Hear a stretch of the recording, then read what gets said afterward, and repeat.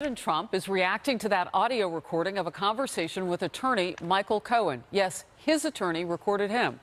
After Rudy Giuliani told Fox News it is outrageous that it was leaked to the media and questions why the recording ends abruptly at a key point. You're watching Outnumbered. I'm Harris Faulkner. Here today, Melissa Francis. And host of Kennedy on Fox Business Kennedy, Town Hall editor and Fox News contributor Katie Pavlich, and former Utah Congressman and Fox News contributor Jason Chaffetz, also author of the upcoming book, The Deep State, How an Army of Bureaucrats Protected Barack Obama is Working to Destroy the Trump Agenda, available in September. Right now, though, he is outnumbered. Hi. Glad to be here. I like being on the couch. It's fun. Good. We got a lot to get to. Are you bringing news? It's like spilling out of your pockets. Fired up. Get going. Let's get after it. Let's do it. New reaction to that recorded conversation between President Trump and his former attorney, Michael Cohen. The conversation, recorded 2 months before the 2016 election, came after the National Enquirer's parent company reached a deal to pay former Playboy model Karen McDougal for her story of an affair she claimed she once had with then-candidate Trump. In the recording, the candidate Trump and Michael Cohen appear to be discussing buying the rights to that story. And I've spoken to Alan Weisselberg about how to set the whole thing up with funding. Yes. And it's all the stuff, because, you know, you never know where that company, you never know where he's going to be. Correct. So I'm all over that. And I spoke to Alan about it when it comes time for the financing, which will be. Listen, what financing? We'll have to pay you. So no. I got no. The recording was provided to CNN by Cohen's attorney, Lanny Davis. Davis is a former attorney for President Bill Clinton, you may remember.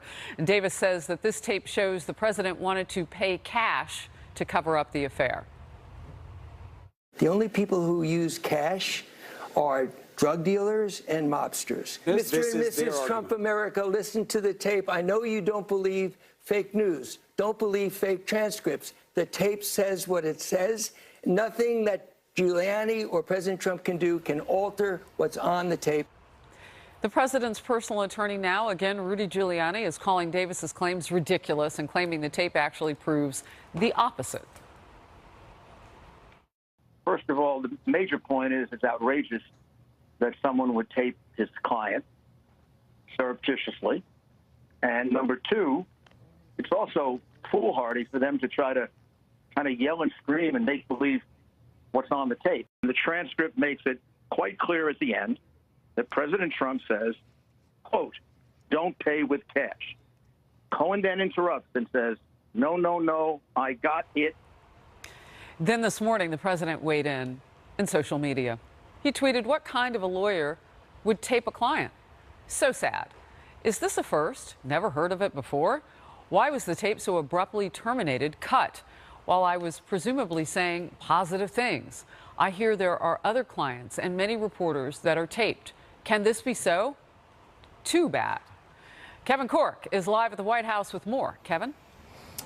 Boy, I tell you, what a day we are off and running on already today. Now, listen, there are plenty of questions here, Harris, and I suspect there'll be a great many more questions as more recordings or perhaps transcripts are released. But the central question right now is, did what we hear on this particular recording in any way demonstrate a violation of the law or campaign finance rules? And the short answer is not necessarily, but as you also know here in Washington, two people can hear the very same material and come to wildly different interpretations of what was said.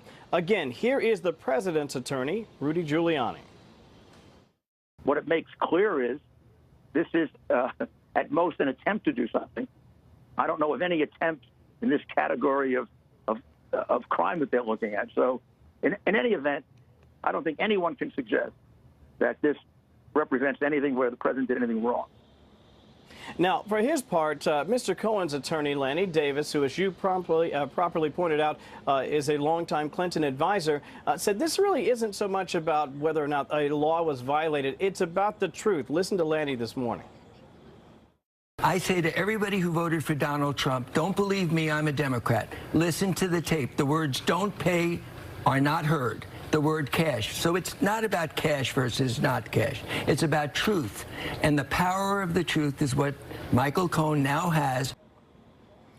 But it still begs the question, Harris, what on earth was Michael Cohen thinking? Why would an attorney record his client? Unless perhaps he thought his client was shady, or maybe something else might happen down the line. Lanny Davis tried to offer this explanation to that. Michael Cohen has an answer to why he taped conversations, and I think he'll have to give that answer himself. I can't reveal that, but I will say that Michael Cohen has turned a corner in his life, and he's now dedicated to telling the truth to everyone, and we'll see what happens. Lanny Davis says Cohen has turned the corner in his life, but it is also possible he could be disbarred for that sort of behavior. More to come, I am certain, but for now, back to you. And playing the role of Dr. Phil today, Lanny. Okay, I'll let you go. Thank you, Kevin. You bet. Jason Chaffetz, we are at a point now. First of all, it was legal because in the state of New York, it only has to have one party. I've been drilling down on this a lot today, and the other party doesn't have to be notified. But the nature of an attorney without telling his client that he was recording. What do you say? There's a lot of problems with Cohen right now. When your own attorney, now Lanny Davis, is saying, well, now he's decided to tell the truth. That's not exactly a full-throated support. No, he's turned the corner. Oh, he's turned the corner Phil now. style. He's Back been a liar. If that's his own attorney, I do think it's problematic that Cohen hired Lanny Davis. I mean, this is a Democratic operative who is known as a pit bull who wants to just go after Republicans. That doesn't make a lot of sense. But Cohen, my own personal opinion, I think he's going to be disbarred, and I don't think he'll have the credibility if he ever does hit the witness stand. He's got real legal problems in that he took millions of dollars for lobbying without registering as a lobbyist, tried to play off the Trump name, use this fake business card, I'm told, to go after and, solicit these millions of dollars in lobbying money to try to persuade a president, something that never happened, but he tried to do it and play off the president's name.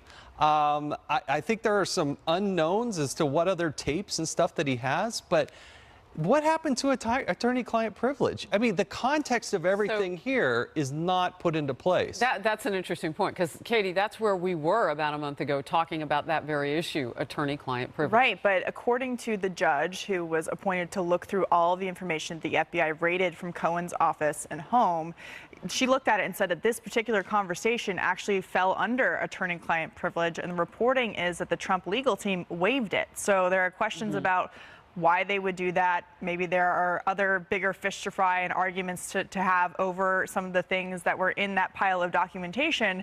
So there are questions about why that would be waived on this particular issue. Maybe because they feel like it's not as bad. No, as maybe some of the because, other as Rudy things. Giuliani says, and I'm only saying this because these are his words, that they actually show the opposite of what everybody is. Oh, that's what I mean. That When they say they don't think that it actually harms the president, right? So they're willing to be open and transparent and having this tape get out there.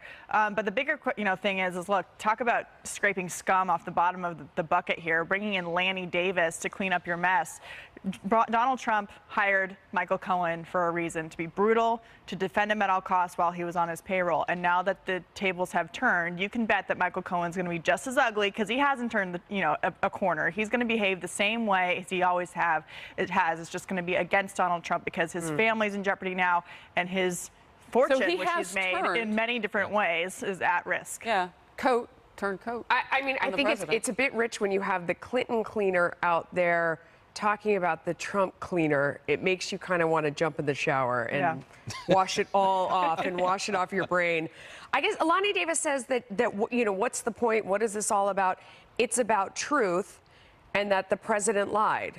Okay. I mean, I kind of assumed that from the beginning. I don't know what this does for us. I think most people have. And that was the whole thrust of the Stormy Daniels, Michael Avenatti soap opera, was, somehow getting at this mysterious truth, as though we're being trolled and living in an episode of Political X-Files. The truth is out there. It's like, well, what about the truth of making people more money and lowering those job numbers even more, those unemployment numbers, rather. You know, what about actually getting back on track? Because all it is right now from both sides is a series of distractions. And if we're not talking about the business at hand and actually making the country better, then we're just getting wrapped up in this two-sided drama. Because, you know, if it's not the fallout from the Helsinki summit, then it's talking about, you know, taking away security clearances for political hacks from the Obama intel apparatus. And now we're talking about this, which we won't remember by Friday. So in the end, it's exhausting, and you have to say to yourself,